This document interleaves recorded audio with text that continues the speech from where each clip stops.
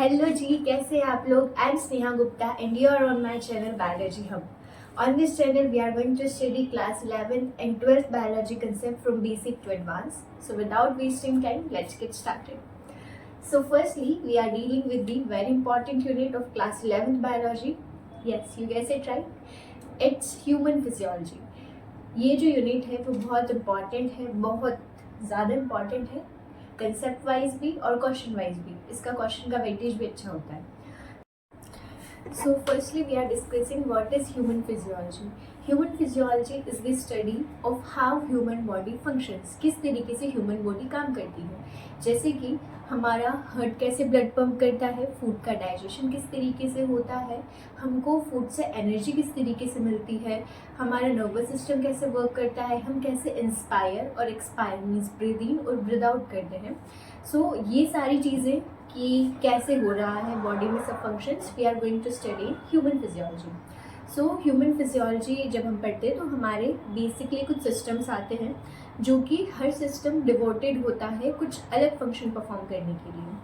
सो हमारे पास बॉडी के अंदर ह्यूमन फिजियोलॉजी में जो हम सिस्टम्स पढ़ने वाले हैं वो है digestive system, respiratory system, circulatory system, nervous system, endocrine system, musculoskeletal system, excretory system and reproductive system. So हम ह्यूमन फिजियोलॉजी के अंदर बेसिकली ये सभी सिस्टम्स को कवर करेंगे. सो डाइजेस्टिव सिस्टम जो होगा वो हमारे फूड का डाइजेशन एंड एब्जॉर्प्शन करेगा. As you all know it's very basic. Respiratory system जो होगा वो हमारा किस तरीके से हम ऑक्सीजन को इंस्पायर करते हैं, ऑक्सीजन को इंस्पायर करते हैं. देन किस तरीके से उसका एक्सचेंज होता है लंग्स में, देन वो टिश्यू तक पहुंचती है, टिश्यू से CO2 आता है, कार्बन डाइऑक्साइड, उसका लंग्स में एक्सचेंज होता है, एंड देन कैसे हम उसे ब्रीद आउट करते हैं. So we are going to study that in respiratory system. Circulatory system के अंदर हम ब्लड का कंपोजिशन पढ़ेंगे कि हमारे ब्लड में कौन कौन से एलिमेंट्स होते हैं. हम हार्ट का एनाटॉमिकल स्ट्रक्चर देखेंगे कि हार्ट कैसा होता है, कौन कौन से जो है उसमें वॉल्स होते हैं and all the things. Then किस तरीके से जो हमारी कार्डियक साइकिल आती है कि हार्ट ब्लड कैसे पंप करता है, वो चीज़ें पढ़ेंगे. नर्वस सिस्टम में हम देखेंगे कि न्यूरॉन का बेसिक न्यूरॉन का स्ट्रक्चर कैसा होता है और वो किस तरीके से जो है वो कोई भी इंफॉर्मेशन है उसको ट्रांसमिट करती है टू द ब्रेन और ब्रेन से जहाँ तक भी जाना है to the motor point. Now endocrine system. Endocrine system में हम बात करेंगे हार्मोन्स की कि जो आपके एंडोक्राइन ग्लैंड्स होते हैं वो हार्मोन्स को प्रोड्यूस करते हैं. तो कौन सा एंडोक्राइन ग्लैंड कौन से हार्मोन्स प्रोड्यूस करता है और उनका एक्शन किस टारगेटेड ऑर्गन पे जाकर होता है और वो क्या चेंजेस लाता है वहाँ पर जाकर. देन मस्कुलोस्केलेटल सिस्टम में we will talk about the muscles and our skeletal system that is made up of bones and cartilage. So musculoskeletal system हमको मूव करने में मदद करता है. ओके. देन एक्सक्रीटरी सिस्टम में हमारा जो एक्सक्रीटरी ऑर्गन है दैट इज योर किडनी. तो we are going to study the anatomical structure of the kidney. Then किस तरीके से जो है किडनी वो ब्लड को फिल्टर करती है और जो हमारा वेस्ट मटेरियल है वो बॉडी से बाहर करती है. देन रिप्रोडक्टिव सिस्टम में हम रिप्रोडक्शन की बात करेंगे. रिप्रोडक्टिव ऑर्गन्स किस तरीके से जो है वो हमारे गैमेट्स से उनका फॉर्मेशन होता है, किस तरीके से फ्यूजन होता है, and then the further process. So basically we are going to start with the very first chapter of human physiology that is digestion and absorption. So इस चैप्टर में हम देखेंगे कि किस तरीके से मतलब सबसे पहले तो कि हमारा जो डाइजेस्टिव सिस्टम है उसमें कौन कौन से ऑर्गन्स आते हैं, कौन कौन से ऑर्गन्स मिल करके डाइजेस्टिव सिस्टम को बनाते हैं, उसका पूरा स्ट्रक्चर देखेंगे. देन उसके बाद हम देखेंगे कि किस तरीके से हमारे फूड का डाइजेशन होता है, किस ऑर्गन में कितना डाइजेशन होता है, कौन कौन से एंजाइम्स रिस्पॉन्सिबल होते हैं, क्या मैकेनिकल क्या बायोकेमिकल प्रोसेस होता है, एंड देन फूड का एब्जॉर्प्शन, उसका ब्रीफ देखेंगे किस तरीके से फूड का एब्जॉर्प्शन होता है. नेक्स्ट हम बात करते हैं, हम पूरा NCERT वाइज चलते हैं. तो NCERT की फर्स्ट लाइन लिखी हुई है कि food is the basic requirement of living organism. मतलब खाना जो है वो कोई भी लिविंग ऑर्गेनिज्म की बेसिक रिक्वायरमेंट है. सो फूड हमको एनर्जी देता है. हमारे फूड में क्या क्या होते हैं, बायोमैक्रोमोलिक्यूल्स होते हैं जैसे कि ज़्यादा अमाउंट में हमारे पास कार्बोहाइड्रेट होता है, प्रोटीन होता है और फैट होते हैं। थोड़े बहुत अमाउंट में हमको वाइटामिन्स और मिनरल्स की भी रिक्वायरमेंट होती है। देन हमारे पास वाटर भी एक इम्पॉर्टेंट, जो हमारा पूरी डाइट होती है उसका एक इम्पॉर्टेंट पार्ट है वाटर। क्यों? क्योंकि वाटर हमको मेटाबॉलिक प्रोसेसेस में हेल्प करता है। अलग अलग एंजाइम्स जो होते हैं जो कि एक रिएक्शन में पार्टिसिपेट करते हैं, तो उनके लिए हमको जो सोल्यूट है वाटर उसकी रिक्वायरमेंट होती है। देन उसके अलावा ही हमको डिहाइड्रेशन से प्रिवेंट करता है। सो बेसिकली हम जो फूड खा रहे हैं कार्बोहाइड्रेट, प्रोटीन और फैट, तो हमको डाइजेशन की ज़रूरत क्यों पड़ रही है? मेन क्वेश्चन ये है। तो डाइजेशन हमें इसलिए चाहिए क्योंकि जो हम प्रोटीन, कार्बोहाइड्रेट एंड फैट्स खा रहे हैं, दीज आर बायोमैक्रोमोलिक्यूल्स, जिनको हमारी बॉडी डायरेक्टली एब्जॉर्ब नहीं कर सकती है। They have to be broken down in simpler substances that can be absorbed. So basically digestion में हम यही करने वाले हैं और यही पढ़ने वाले हैं कि किस तरीके से बायोमैक्रोमोलिक्यूल्स का सिंपलर सब्सटेंसेस जो होते हैं उसके अंदर कन्वर्जन होता है और वो एब्जॉर्ब होता है। सो डाइजेशन की डेफिनेशन भी यही है। It is the conversion of complex food substances into the simpler absorbable forms. It is carried out by two process, एक होती है मैकेनिकल और एक होती है बायोकेमिकल। जो मैकेनिकल प्रोसेस होती है जैसे कि मेस्टिकेशन, हमारे च्यूइंग हो गई, ये सब इंक्लूड होता है। और बायोकेमिकल के अंदर जो भी एंजाइम्स वर्क कर रहे हैं फूड को डिकम्पोज करने के लिए, दैट इज़ बायोकेमिकल। अब हमारे डाइजेस्टिव सिस्टम के अंदर दो एलिमेंट्स होते हैं, एक होती है एलिमेंट्री कैनाल एंड एक होते हैं एसोसिएटेड ग्लैंड्स। एलिमेंट्री कैनाल एक ट्यूब कंसीडर करो from mouth to all the way to anus.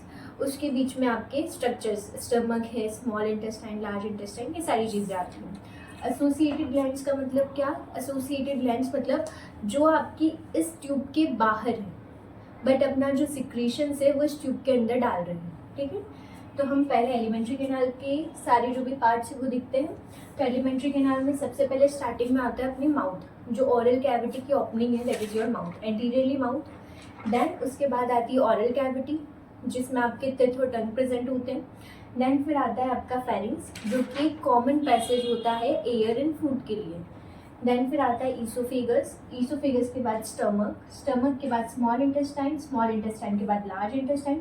Small intestine और लार्ज इंटेस्टाइन फर्दर डिवाइडेड होते हैं अलग अलग पार्ट्स में, which will be further study. Rectum and then anus, anus पे हमारी जो है वो एलिमेंट्री कैनाल जाके खत्म हो जाती है। नाउ एसोसिएटेड ग्लैंड्स, जो कि हमारी वही चीज़ कि एलिमेंट्री कैनाल के बाहर है but they pour their secretion into the alimentary canal. ठीक है, ओके। तो हमारे पास सलाइवरी ग्लैंड है जो कि हमारी ऑन दी ऑरल के आउटसाइड दी ऑरल कैविटी में प्रेजेंट होता है और अपने सिक्रीशंस ऑरल कैविटी में डालता है। ओके, ये भी आपके पास 3 सलाइवरी है, 3 पेयर्स ऑफ सलाइवरी ग्लैंड्स होते हैं। देन लिवर एंड पेनक्रियास, जो कि अपना सिक्रीशन जो है वो स्मॉल इंटेस्टाइन के अंदर पोर करते हैं। So next we will talk about the components of alimentary canal. So सबसे पहले एलिमेंट्री कैनाल में इंटीरियर ओपनिंग आपको देखने को मिलती है माउथ। फिर माउथ से जब हम आगे प्रोसीड करते हैं तो हमको ऑरल कैविटी और बकल कैविटी मिलती है। अब जो ऑरल कैविटी या बकल कैविटी है उसमें 2 स्ट्रक्चर हैं, first is teeth and the second one is your tongue. So अगर हम सबसे पहले टिथ की बात करते हैं तो एनसीईआरटी में लाइन लिखी हुई है कि each tooth is embedded into the socket of jaw bone, और we can say that each tooth is embedded into the socket of maxilla और mandible bone। उसमें जो है आपका हर टूथ जो है वो एम्बेडेड होता है। तो ये इस तरीके का जो अटैचमेंट है जहाँ पर हर टूथ जो है वो बोनी सॉकेट में एम्बेडेड है, इस तरीके के अटैचमेंट को हम थीकोडोंट बोलते हैं। ओके, देन फिर नेक्स्ट लिखा हुआ है कि majority of mammals including the human beings, वो उनकी लाइफ टाइम में फॉर्म 2 सेट ऑफ टिथ। ठीक है, 2 बार दांत आते हैं उनके। तो पहले जो फर्स्ट टाइम आएंगे जैसे छोटे बच्चों में हम देखने को मिलते हैं, वो हमारे टेम्परेरी और डेसिडुअस टिथ होते हैं। देन लेटर ऑन लाइफ जब हमारे एक बार दांत गिर जाते हैं फिर उसके बाद वापस आते हैं, they are the permanent teeth. Okay, जो अभी हमारे पास है, अभी ये एक बार गिर गए ना, ठीक है, तो तुमको नया दांत लगवाना पड़ेगा, अब नहीं आएंगे। So that is diphyodont. Next आता है कि हम जैसे कि देखते हैं कि हमारे क्या आपको सभी दांतों का शेप जो है वो सेम दिखता है? नहीं, कोई जो होगा वो फ्लैट होगा तो कोई कॉनिकल होगा, शार्प होगा। ओके, तो हमारे पास 4 डिफरेंट टाइप ऑफ टिथ है, ठीक है, हमारी ओरल कैविटी में। तो इस तरीके के डेंटिशन को हम बोलते हैं हीट्रोडोंट। बहुत सारे ऐसे एनिमल्स भी होते हैं जिनमें सेम जो है वो आपके टिथ होते हैं, मीन्स जितने भी जो टिथ है उनका शेप एकदम एक जैसा होगा, सेम होगा, उनको हम होमोडोंट बोलते हैं, बट वी आर हीट्रोडोंट। तो हमारे पास 4 डिफरेंट टाइप के टिथ है, that is incisors, canine, premolars and molars. कौन कौन से हो गए? Incisors, canine, premolars and molars. अब हमारा डेंटल फॉर्मूला है जिसके अंदर हम बताते हैं कि जो ये इंसीजर्स, कैनाइन, मोलर्स और प्री मोलर्स हैं, इनका अटैचमेंट किस तरीके से हमारे। तो हम लोअर हाफ की बात लेते हैं, तो that is 2 1 2 3, 2 incisors, 1 canine, 2 premolar और 3 मोलर। इस तरीके से हम upper jaw, this one is for upper jaw and this one is for lower jaw. So इस तरीके से हम एक हाफ की बात करते हैं। सो एक साइड हो गया आपका 8, नीचे भी 8, इधर भी 8 और इधर भी 8। इस तरीके से आपके पास 32 टिथ होते हैं। वहीं अगर हम बात करें कि अगर कोई बच्चा है, चाइल्ड है, उसका जो डेंटल फॉर्मूला होता है वो होता है 2102।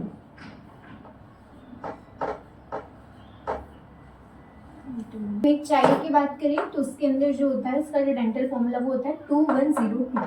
उनके अंदर जो बच्चे होते हैं, जब हमारे जो दांत है वो गिर के वापस आते हैं तो प्री मोलर्स नहीं प्रेजेंट होते हैं और एक मोलर भी गायब होता है। फिर वापस से जब परमानेंट टिथ आते हैं डेसिडुअस के बाद, तो उसके अंदर फिर आपके प्री मोलर्स और मोलर्स प्रेजेंट होते हैं, ठीक है। तो आपको ये 3 चीज़ें याद रखनी है कि जो ह्यूमन डेंटल फॉर्मूला है वो होता है 2123, ओके। हमारे पास 32 टिथ होते हैं, incisors, canine, premolars and molars. उसके अलावा जो हमारा डेंटिशन है वो इस तरीके का है, हम थीकोडोंट, डाइफायोडोंट एंड हीट्रोडोंट, ये तीनों चीज़ें याद रखनी है। बहुत सी बार एमसीक्यू में आता है कि किस तरीके का ह्यूमन डेंटिशन है, तो आपको डाइफायोडोंट की जगह मोनोफायोडोंट देखने को मिल सकता है, हीट्रो की जगह होमोडोंट देखने को मिल सकता है। तो आपको ये चेंज कर देंगे, बट आपको याद रखना है कि thecodont, diphyodont and heterodont, TDH, your TDH, ठीक है। Next we will talk about tongue. So tongue जो होती है, it is a muscular organ, पूरी तरीके से मसल से मिलकर बनी हुई है हमारी टंग, ओके। देन टंग का हम फंक्शन देखते हैं कि काम क्या करती है। सो अगर हम डाइजेस्टिव पर्पज से देखें तो टंग का काम होता है हमारे फूड को, जो सलाइवरी जूस है उसके साथ मिक्स करने का काम होता है, ओके। उसके अलावा जो टंग है वो हमें फोनेशन में मदद करती है, साउंड्स प्रोड्यूस करने में मदद करती है। तो हमारा जो टंग है वो हमारी ओरल कैविटी के हार्ड पैलेट, सॉफ्ट पैलेट, अलग अलग जगह टिथ जो हो गए उससे जाके स्ट्राइक करती है एंड साउंड प्रोड्यूस करती है, ओके। तो ये हमारी स्पीच में मदद करती है। देन उसके बाद अगर हम बात करते हैं, टंग जो होती है एक फ्रीली मूवेबल ऑर्गन है। ये ओरल कैविटी के बेस से एक स्ट्रक्चर होता है, इसका नाम है फ्रेनुलम, उससे अटैच्ड होती है, आपको याद रखना है फ्रेनुलम। उसके अलावा टंग जो होती है ना, उसके अगर आप देखोगे तो आपको जो है ना वो टंग, नॉर्मल टंग जो है वो स्मूथ नहीं देखने को मिलेगी। You will C small projections. In projections को हम बोलते हैं पेपिला। अलग अलग तरह के पेपिला होते हैं, वो सर्कमवैलेट होता है, फिलिफॉर्म, फंजीफॉर्म, अलग अलग तरह के पेपिला होते हैं। इन पेपिला पे टेस्ट बड होती है, ठीक है, जो कि आपका सॉल्ट, स्वीट, सॉल्ट और बिटर, इन 4 तरह के टेस्ट को लेके जाने का काम करती है। कहाँ? हमारा जो सेंटर है ब्रेन में, हायर सेंटर, जो कि डिटेक्ट करेगा कि ये किस तरीके का टेस्ट है, ठीक है। तो ये काम करेगी। सो आपकी टंग एक मस्कुलर ऑर्गन है, ये ओरल कैविटी के बेस से फ्रेनुलम से अटैच्ड होती है और टंग में स्मॉल प्रोजेक्शंस होते हैं जिनको पेपिला बोलते हैं, okay, that bears taste bud. So now next, जो हमारी ओरल कैविटी होती है वो फर्दर आगे प्रोसीड करती है इनटू फेरिंग्स। सो जो फेरिंग्स होता है ये serves as common passage for food and air. Pharynx जो होता है ये कॉमन रास्ता होता है फूड और एयर के लिए, मतलब खाना भी इधर से जाएगा और हवा भी इधर से जाएगी। नाउ फिर फेरिंग्स डिवाइड्स इनटू या ओपन्स इनटू 2 स्ट्रक्चर हैं, एक है ट्रेकिया, एक है ईसोफेगस। सो हम ट्रेकिया को बोलते हैं विंड पाइप और ईसोफेगस को हम बोलते हैं फूड पाइप, ठीक है। ट्रेकिया आपका एंटीरियरली लोकेटेड होता है और जो आपका ईसोफेगस होता है वो ट्रेकिया के पीछे, ये आपका ट्रेकिया है। और इस तरीके से जैसे मैं ऐसे खड़ी हूँ तो ये आगे की साइड ट्रेकिया होगा, पीछे की साइड ईसोफेगस होगा। ओके, तो ऊपर से आया फेरिंग्स एंड देन फिर open into trachea and oesophagus. So जो ओपनिंग होती है आपकी विंड पाइप की, ट्रेकिया की ओपनिंग देख सकते हैं आप, ये फेरिंग्स ये ओपन हुआ है ट्रेकिया और ईसोफेगस में। तो ये जो ओपनिंग है ट्रेकिया की, इसको हम बोलते हैं ग्लोटिस। एक कार्टिलेजिनस फ्लैप होता है ग्लोटिस के ऊपर, इसको हम बोलते हैं एपिग्लोटिस, जो कि फूड की entry into the wind pipe और लंग्स ड्यूरिंग जब अपन स्वेलोइंग कर रहे हैं वो प्रिवेंट करता है। तो इस तरीके से खुला हुआ है, जब हम नॉर्मल इंस्पायर एक्सपायर कर रहे हैं तो ये खुला हुआ है। जैसे हम जब स्वेलो करेंगे तो ये जो आपका एपिग्लोटिस है इस तरीके से बंद हो जाता है, बंद हो गया, सारा खाना ईसोफेगस में चला जाता है। नहीं तो फिर क्या होगा, एस्पिरेशन हो जाएगा, खाना जो है वो लंग्स में चला जाएगा एंड देन फिर वहाँ पे इन्फेक्शन हो जाएगा, या फिर आपका जो विंड पाइप है वो ब्लॉक भी हो सकता है। ओके, सो फेरिंग्स देन फिर वो लीड होता है, आगे की साइड बढ़ते हैं ईसोफेगस में। सो ईसोफेगस जो है ये एक ट्यूब लाइक स्ट्रक्चर है, यहाँ पर जनरली कोई डाइजेशन का प्रोसेस नहीं होता है, सिर्फ खाना पास हो रहा है आपकी बकल कैविटी या फेरिंग से स्टमक में। तो आपकी एक लॉन्ग ट्यूब है जो कि पोस्टीरियरली लोकेटेड है, पीछे की साइड ट्रेकिया के पीछे ही है। ये नेक से आपका जो थोरेक्स है और आपके डायफ्राम से होते हुए जाती है और एक जे शेप्ड ऑर्गन में जाके खुलती है जिसको हम स्टमक बोलते हैं। Okay, so now moving to our next structure, हमारा जो ईसोफेगस है वो एक जे शेप के ऑर्गन में खुलता है जाकर के, जिसको अपन स्टमक बोलते हैं। अब जो स्टमक होता है वो आपका हमारी बुक में मेंशन्ड है कि एक जे शेप ऑर्गन है, जैसे कि आपको शेप भी देखने को मिलता होगा। Oesophagus open into a stomach which is regulated by gastroesophageal sphincter, एक मस्कुलर स्फिंक्टर होता है जिसके थ्रू जो ओपनिंग ऑफ ईसोफेगस है इनटू द स्टमक वो कंट्रोल होती है। ठीक है, गैस्ट्रोईसोफेजियल स्फिंक्टर, ये स्फिंक्टर किस तरीके से किस लिए होता है कि जैसे आपका स्टमक है उसके अंदर HCl का प्रोडक्शन होता है जो कि फूड के डाइजेशन के लिए रिस्पॉन्सिबल होता है। तो जो आपका स्टमक के HCl है वो ऊपर ना चला जाए ईसोफेगस में, ठीक है, वरना आपको बर्निंग फील होगी। तो ये जो स्फिंक्टर है ये काम करते हैं। बहुत से लोगों को ऐसा होता है कि जो स्फिंक्टर है उनके अंदर कोई दिक्कत आ गई है, जो है आपकी ये जो मस्कुलर स्फिंक्टर है ये वीक हो चुका है, तो उनके अंदर जो गैस्ट्रिक रिफ्लक्स की प्रोसेस अपन बोलते हैं, मीन्स जो आपका गैस्ट्रिक कंटेंट है या HCl जो है वो रिगर्जिटेट मतलब वापस से जो है ईसोफेगस या आपकी फेरिंग्स ओरल कैविटी में आ जाता है, जिसकी वजह से आपको चेस्ट में बर्निंग सेंसेशन फील होती है। ठीक है, नाउ हम नेक्स्ट बात करते हैं हमारे स्टमक के पार्ट की। तो सबसे पहले स्टमक का लोकेशन कहाँ होता है। स्टमक है आपका डायफ्राम होता है, डायफ्राम के ऊपर थोरेक्स और नीचे एब्डोमिनल कैविटी। तो एब्डोमिनल कैविटी के अपर लेफ्ट पोर्शन में आपका स्टमक लोकेटेड होगा, वहाँ पे आपको स्टमक मिलेगा। स्टमक के पार्ट्स होते हैं 4। पहला है फंडस, देन कार्डियक। कार्डियक वो पोर्शन होता है जहाँ से ईसोफेगस का जो भी कंटेंट है वो आपके स्टमक में जाता है। ठीक है, तो oesophagus opens into stomach at the region of cardiac. Fundus, cardiac, body. Body जो होती है मेन आपका स्टमक का पार्ट होती है। देन उसके बाद है पाइलोरिक और उसके बाद आपका जो आपका स्मॉल इंटेस्टाइन है वो चालू हो जाता है। तो जब ओपनिंग होती है स्टमक की into the small intestine which is regulated bye pyloric sphincter. ठीक है, आपको जगह जगह स्फिंक्टर देखने को मिलेंगे जो कि फूड की entry into the another food का आगे जाना कंट्रोल करेंगे। ठीक है, उसके बाद आपको ये जो देखने को मिल रहा है इसको हम लेसर कर्वेचर बोलते हैं, और ये जो बड़ा वाला है इसको हम ग्रेटर कर्वेचर बोलते हैं। आपको आगे जाके पता चलेगा, ये टर्मिनोलॉजीज भी याद रखिए। लेसर कर्वेचर है and that is greater curvature. Okay, then अब हम स्टमक से आगे प्रोसीड करते हैं। जब हम आगे चलते हैं तो स्टमक के आगे हमको देखने को मिलता है स्मॉल इंटेस्टाइन।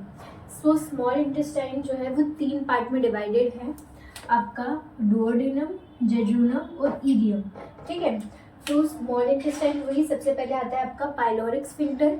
तो एंट्री ऑफ स्टमक या opening of stomach into the oesophagus is controlled by pyloric sphincter. तो फिर उसके बाद ये जो है स्टमक आपका ओपन होता है इनटू अ सी शेप्ड, ये आपको सी दिख रहा है, तो एक सी शेप्ड स्ट्रक्चर में जाके ओपन होता है जिसको हम बोलते हैं डुओडेनम।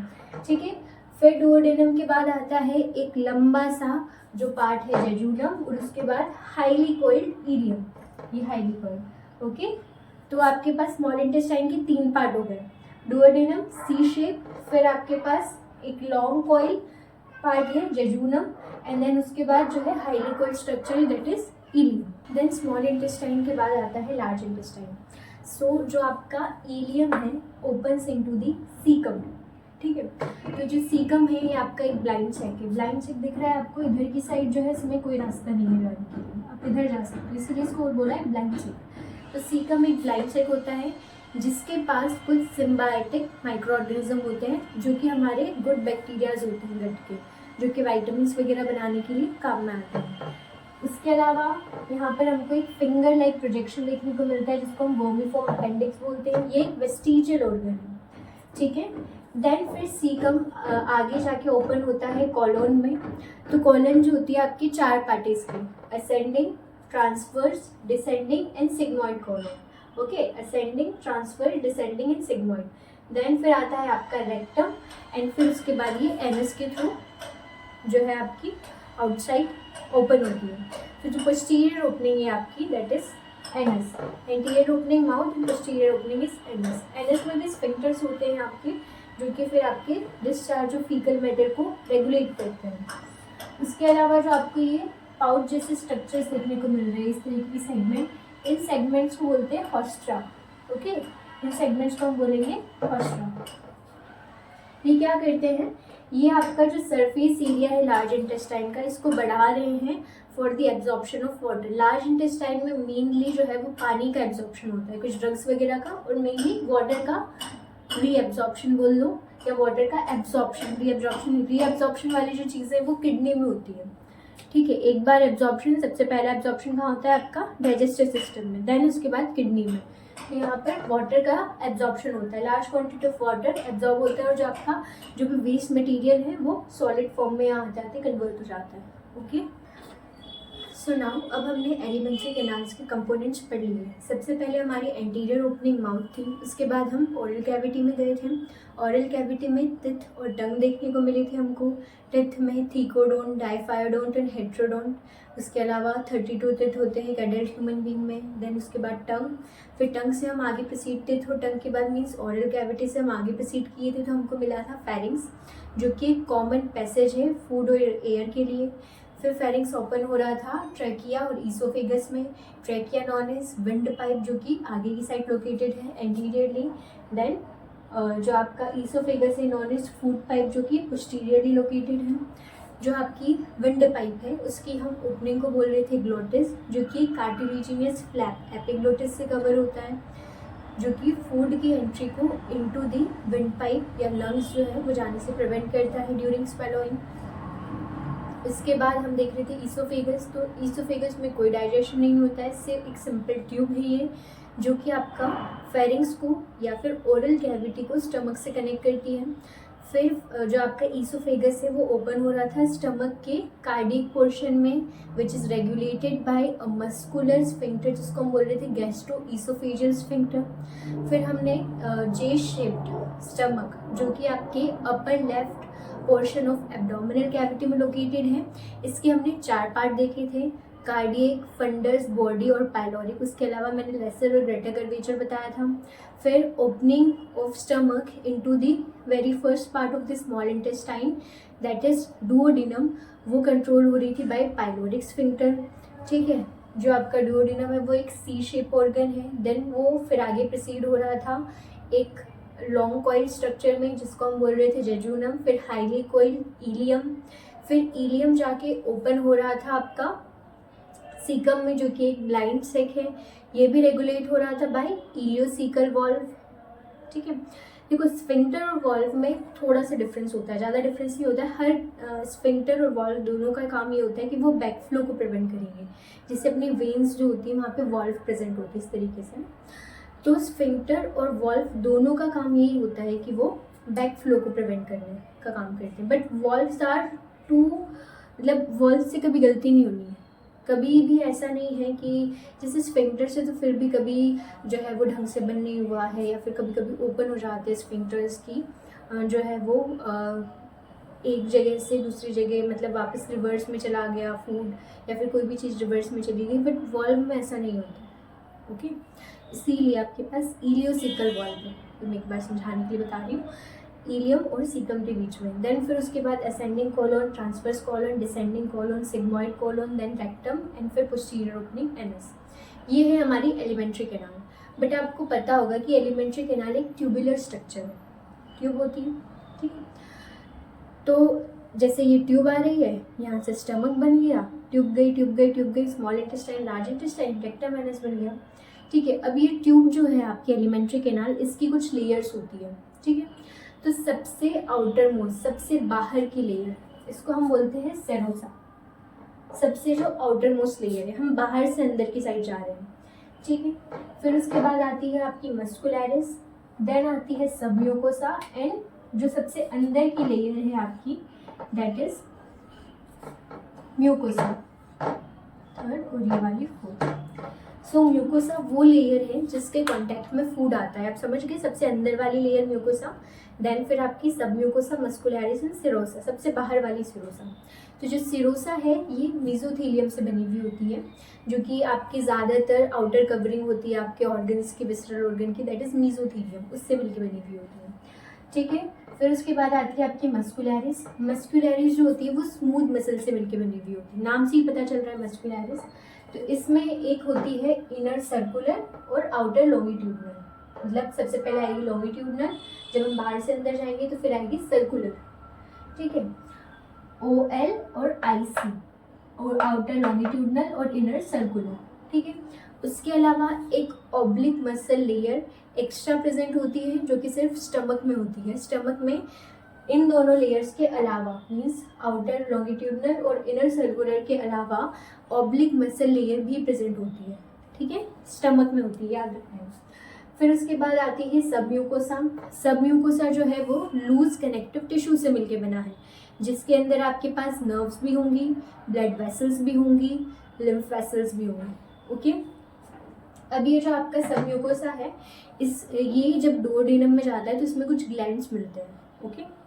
देन आती है आपकी सबसे अंदर वाली लेयर, जो कि फूड के कांटेक्ट में होती है, म्यूकोसा। अब ये जो आपकी म्यूकोसा है ना, ये पूरे जो भी आपकी एलिमेंट्री कैनाल है, वैसे तो एलिमेंट्री कैनाल में जो ये चारों लेयर्स हैं वो आपकी किसी न किसी स्ट्रक्चर पे जाके, किसी न किसी पार्ट ऑफ एलिमेंट्री कैनाल में जाके मॉडिफिकेशन शो करती है, बट म्यूकोसा सबसे ज़्यादा मॉडिफाई होती है। ये स्टमक में जाकर के इरेगुलर फोल्ड्स बनाती है, जिसको हम ल्यूगे बोलते हैं। स्टमक में क्या बनाती है ये इरेगुलर फोल्ड्स, जिनको हम बोलते हैं ल्यूगे, ओके। उसके अलावा ये स्मॉल इंटेस्टाइन में जाकर के एक फिंगर लाइक प्रोजेक्शन बनाती है, स्मॉल फिंगर लाइक प्रोजेक्शन, बहुत सारी, जिसको हम बोलते हैं विलाई, आपने नाम सुना ही होगा। फिर ये जो विलाई है आपकी, इनके ऊपर भी छोटे छोटे से ऐसे प्रोजेक्शंस निकलते हैं, जिनको हम माइक्रोविलाई बोलते हैं, जो कि इनको ब्रिज बॉर्डर अपीयरेंस देती है। अब ये विलाई के ऊपर माइक्रोविलाई आने की क्या ज़रूरत है, इससे क्या होता है कि स्मॉल इंटेस्टाइन में मेनली एब्जॉर्प्शन होता है, ठीक है, जो भी आपके न्यूट्रिएंट्स है, जो भी आपके खाने में बायोमैक्रोमोलिक्यूल्स जो कि अब सिंपल फॉर्म्स में कन्वर्ट हुए ग्लूकोज वगैरह में, उनका एब्जॉर्प्शन होता है। सबसे ज़्यादा एब्जॉर्प्शन पूरी डाइजेस्टिव जो आपकी एलिमेंट्री कैनाल है वो स्मॉल इंटेस्टाइन में होता है, तो वहाँ पर विलाई प्रेजेंट होते हैं, उनके ऊपर होते हैं माइक्रोविलाई, इससे सरफेस एरिया फॉर एब्जॉर्प्शन बढ़ जाता है। अब ये जो आपकी विलाई होती है, इस तरीके से मान लो कि ये विलाई है, इसके ऊपर ऐसे छोटे छोटे से और माइक्रोविलाई होते हैं, ठीक है, तो ये सरफेस एरिया बढ़ा देते हैं। अब इस विलाई को पूरी सप्लाई होती है, मीन्स इस विलाई पे जो है आपके पास नेटवर्क ऑफ कैपिलरीज भी प्रेजेंट होगा, एक बड़ी सी लिम्फ वेसल प्रेजेंट होती है जिसका नाम होता है लैक्टियल, ठीक है, बड़ी सी लिम्फ वेसल होती है जिसका नाम होता है लैक्टियल। अभी हम बाद में बताएंगे कि लैक्टियल क्यों ज़रूरी है यहाँ पे। उसके अलावा दो विलाई के बीच में ये क्रिप्ट्स होते हैं, जिसको अपन बोलते हैं crypts of Lieberkuhn, okay, crypt of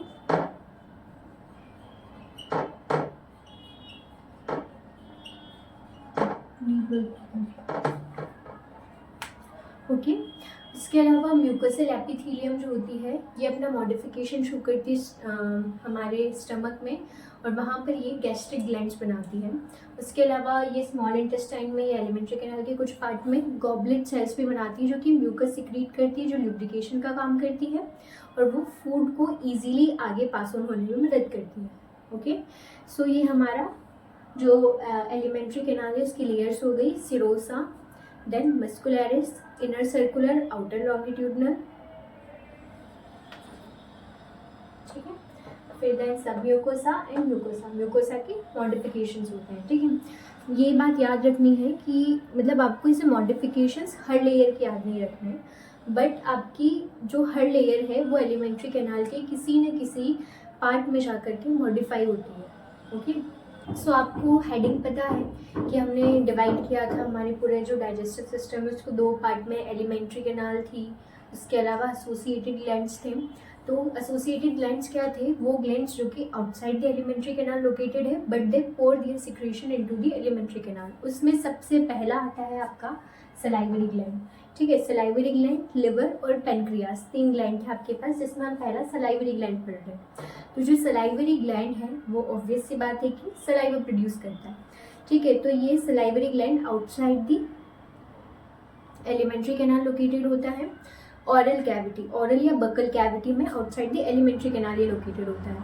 so they are 3 pairs of salivary gland, 3 pair होते हैं। जो आपके 3 तरह के सलाइवरी ग्लैंड है उनका नाम है parotid, submaxillary, submandibular and sublingual. Parotid जो होता है वो आपके यहाँ पे प्रेजेंट होता है चिक पे, चिक के नीचे इस वाले रीजन में आपको पैरोटिड देखने को मिलेगा। सबमैंडिबुलर और सबमैक्सिलरी आपके लोअर जो पे, और टंग के नीचे जो है वो आपको मिलता है सबलिंगुअल।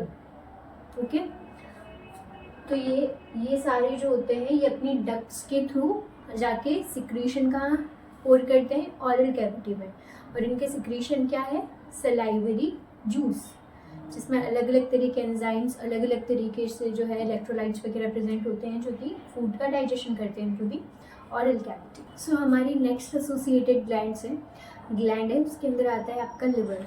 सो लिवर एक बहुत बड़ा टॉपिक है, बट हम यहाँ पे ब्रीफ में देखेंगे कि लिवर जो है आपका ये लार्जेस्ट ग्लैंड है ह्यूमन बॉडी का, जो कि एक एक्सोक्राइन ग्लैंड है, क्योंकि ये अपना सिक्रीशन डक्ट के थ्रू जहाँ भी उसके टारगेटेड ऑर्गन है वहाँ पे पहुँचाता है।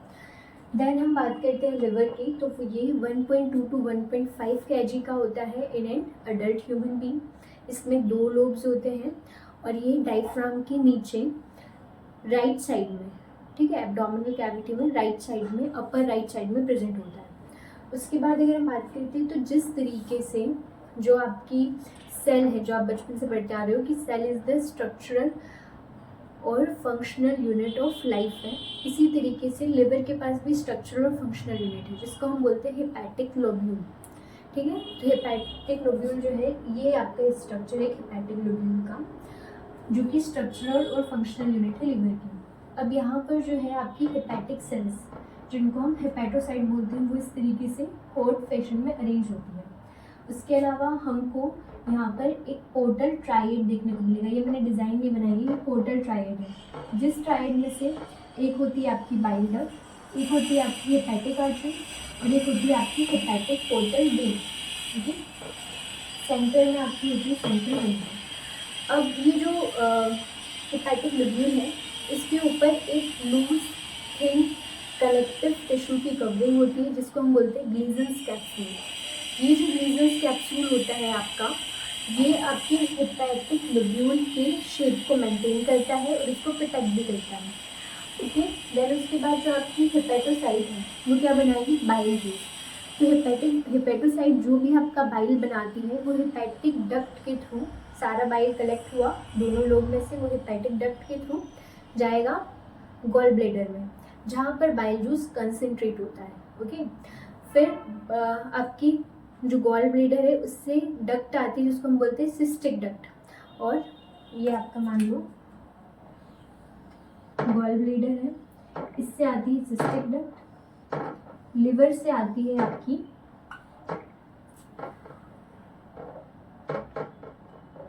हेपैटिक डक्ट, ठीक है। ये गॉल ब्लेडर हो गया आपका। और ये हो गई आपकी हेपेटिक डक्ट। ये दोनों मिलकर के बनाती है कॉमन बाइल डक्ट।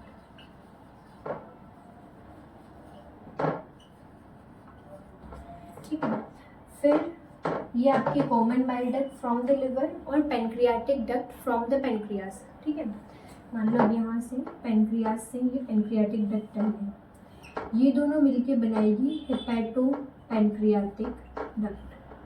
ठीक है, तो ये हो गई आपकी सिस्टिक डक्ट, ये हो गई आपकी कॉमन हेपेटिक डक्ट, दोनों ने मिलके बनाया कॉमन बाइल डक्ट। फिर पेनक्रियास से आई पेनक्रियाटिक डक्ट और उन्होंने मिलके बनाई हेपेटो पेनक्रियाटिक डक्ट। ये हेपेटो पेनक्रियाटिक डक्ट जो है आपका, अब ये आपके सी शेप डुडेनम में जाके खुलेगी, जो कि कंट्रोल होगी बाय स्फिंक्टर, जिसको हम बोलते हैं स्फिंक्टर ऑफ ओडी। ओके, हमारी जो नेक्स्ट ग्लैंड आती है that is pancreas. So pancreas जो है वो आपका एक मिक्स्ड ग्लैंड है। मिक्स्ड ग्लैंड बोले तो मतलब एक्सोक्राइन पार्ट भी है इसका और एंडोक्राइन पार्ट भी है। तो आपका जो पेनक्रियास होता है ये सी शेप डुडेनम के दोनों लिम्स के बीच में एक लीफ लाइक स्ट्रक्चर होती है।